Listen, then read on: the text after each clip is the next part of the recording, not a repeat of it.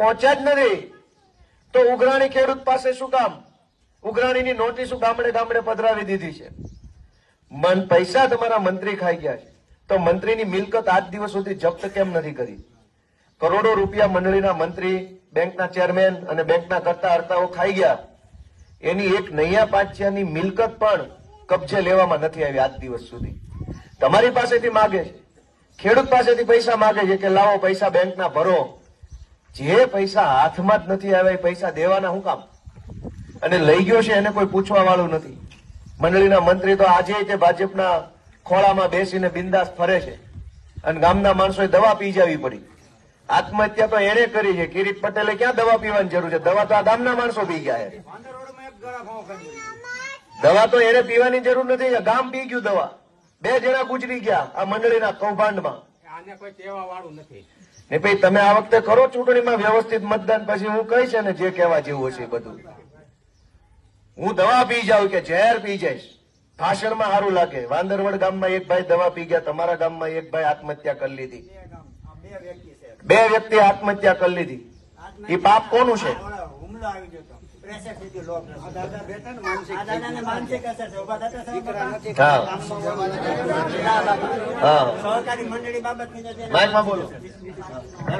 આ સવા બાપા સાવલિયા છે ને એને સહકારી મંડળી બાબતની જે માનસિક અસર છે.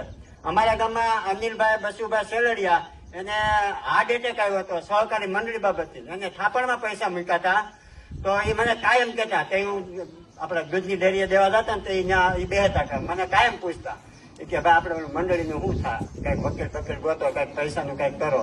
ડેલી સર્વિસ મને કહેતા. આ રમેશભાઈ પવનભાઈ આંબલિયા એવડે સાંજે કાયમ અમારા હસુભાઈ દુકાને બેહતા. એ કાયમ અમારી બેઠક જ ત્યાં હતી. એ કાયમ એ કહેતા અમને. એ ભાઈ ને બે ને બોલો પ્રેશર એટેક હુમલો આવી ગયો. આ ભાઈ ને એમ હતું. આ ભાઈ અમે બહુ મહેનત કરી આની. આ ભાઈ ને ચાલો તાત્કાલિક દવાખાને લઈ ગયા એટલે તાત્કાલિક સારવાર થઈ ગઈ. આ ભાઈ ને ફ્યુઝ જ ઉડી ગયો હતો. અમારે એ ભાઈ એક આવડું પડ્યું. અમારી જે ભાઈ ઓફ થઈ જાય એની બહેરા બિસકડા 11 12 દિવસ આવડા પડ્યા. એને કોઈ ન દેખાણું. અમારી બાજુ રોવાય એના આવડા દેખાણા, અમારી બાજુ રોવે એના આવડા ન દેખાણા. એટલે આને છે ને કિરીટ પટેલ હું સાથે ઠોકીને કહું છું, અસલ ખેડૂતના દીકરા હોય ને તો એને છે ને હરે ગયો. તમારા પૈસાનો ગમે સગા સમિતિમાં ફોન કરી કહી દીધો કે અમારા પૈસા ગયા છે ને એનો વોટ તમે નાખો. એને હરાવો કિરીટ પટેલને. એને જુનાગઢ જિલ્લામાં ત્યાં કાઢી નાખો. વિસાવદર તાલુકો, ભેસાણ તાલુકો અને જુનાગઢ ગ્રામ વિસ્તારના તમામ લોકોને હું કહું છું. મેં હોળી ગુનારે એને પ્રશ્ન કર્યો હતો, અમારા સહકારી મંડળીનો પ્રશ્ન તમે ઉકેલો. એ કે એનું કઈ ન થાય.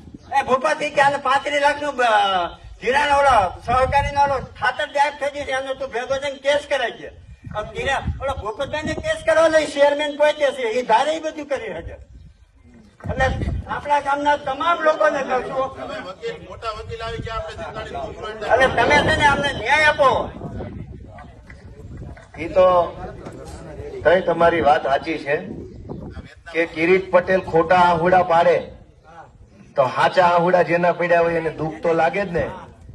આ ગામમાં જુનાગઢ જિલ્લા સહકારી બેંકના કૌભાંડના કારણે માણસ મરી ગયા છે. માણસ મરી ગયા. કૌભાંડ કર્યું ભાજપના માણસોએ જુનાગઢ જિલ્લા સહકારી બેંકે અને માણસ આ ગામમાં મરી ગયા. એના ઘરવાળા નહીં રોતા હોય? કિરીટ પટેલ અત્યારે મગરના આંસુ પાડે છે. ફીણ આવી ગયા, બીક લાગી ગઈ, હારી જવાના છે એટલે રોવું આવ્યું. તો પેલા આ બધા ખેડૂતોની વેદના નહોતી દેખાતી અને હજુ દેખાતી હોય તો હજુ સરકારમાં એ જ છે. હજુ ભાજપની સરકાર છે, કેમ ન્યાય નિર્ણય નથી કરતા?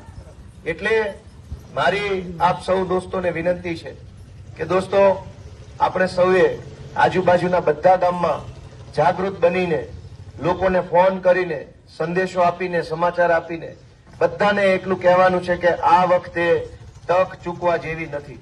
આ વખતે